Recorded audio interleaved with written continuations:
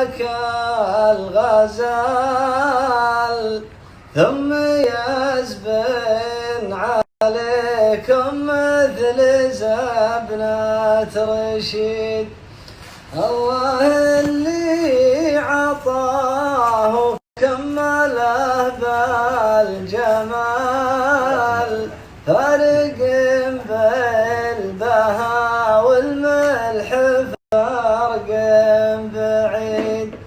من تجي راس ماله ما يبي راس مال انحيا جنته وان مات يكتب شهيد. لتمن ينهبه يا ابو سلطان ذاك الغزال ثم يزبن عليكم مثل زبنة رشيد. سؤال.